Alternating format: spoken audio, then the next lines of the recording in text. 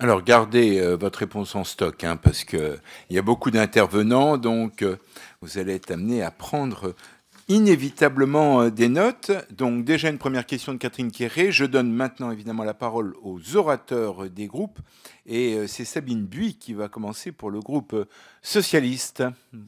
Chers collègues, vous avez la parole. Pour Merci. 4 minutes. Pour 4 4 minutes, je vais minutes, essayer de les doit-on le respecter. rappeler?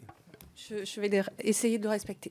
Merci, Monsieur le Président, Madame la Présidente, Messieurs les rapporteurs. Vous nous avez donc rapporté l'avis du CESE sur l'éducation à l'environnement et au développement durable tout au long de la vie pour la transition écologique.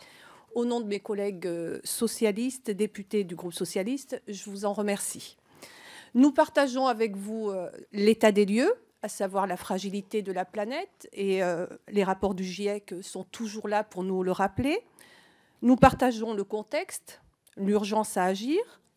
Nous partageons l'objectif, construire un monde durable, et également le moyen, à savoir l'éducation. Vous nous offrez des outils pour développer l'éducation à l'environnement et au développement durable. Là aussi, nous ne pouvons que nous retrouver.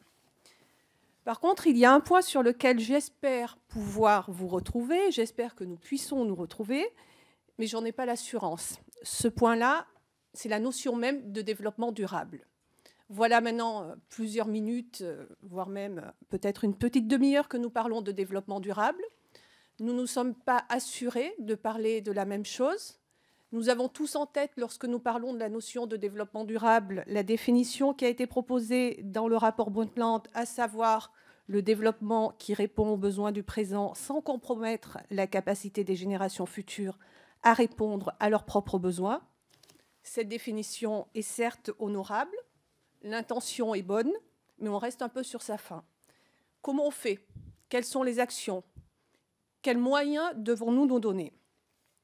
Nous étions ensemble au mois de septembre dernier à la conférence environnementale et notamment à la table ronde qui portait sur ce même sujet.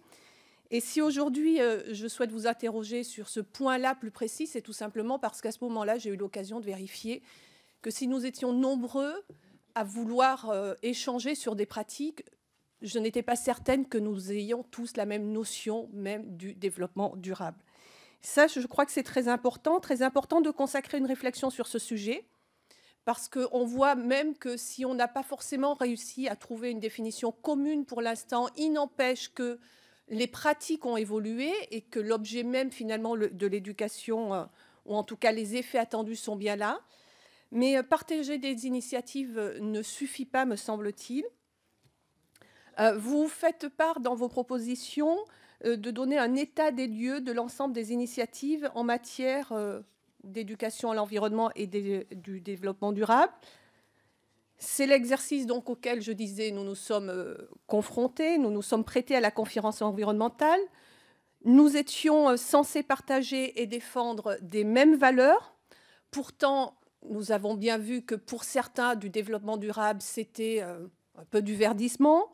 Pour d'autres, et en ce sens, je pense que c'est encore plus grave, il y avait une confusion permanente entre la notion de durabilité des activités existantes et de développement durable, sachant que les activités existantes ne sont pas par essence forcément durables. Donc, nous n'étions pas entendus là-dessus. Et puis, encore plus grave, et je me permets de le dire, me semble-t-il, quelques mois plus tard, une navigatrice, elle-même à la tête d'une fondation reconnue d'intérêt général, qui mène des actions d'éducation à l'environnement, prenait la défense pour les gaz de schiste dans un journal parisien. Je crois que nous devons quand même nous interroger lorsque nous en sommes là. Elle a beaucoup ramé, mais j'espère qu'elle ramera encore pendant longtemps. Nous marchons, Alain Bougrain-Dubourg disait hier au Sénat, pour reprendre une de vos phrases, nous marchons en spectateurs éclairés vers une catastrophe annoncée. Si les personnes qui tweetaient hier ont bien tweeté, c'est la phrase qu'ils ont bien voulu reprendre. Je crois que nous en sommes aujourd'hui dans cette situation, nous en sommes là. C'est-à-dire que oui, nous sommes éclairés, oui, nous le savons, mais il est urgent de passer à la seconde étape de la réflexion. Et soyons capables, indépendamment de nos convictions politiques, de nous mettre d'accord sur le vrai sens de la notion de développement durable pour que nous soyons à même de fournir à tous ceux qui l'attendent, à savoir les citoyens, les élus, l'ensemble des habitants, ce qu'on est en mesure d'attendre de l'éducation à l'environnement et au développement durable. Je ne sais pas, le temps, j'ai dépassé. Merci. Voilà, je vous remercie. Non, merci Sabine. Merci Sabine Buis. Léger dépassement qui, évidemment, offre autant de marge de manœuvre pour les autres orateurs des groupes.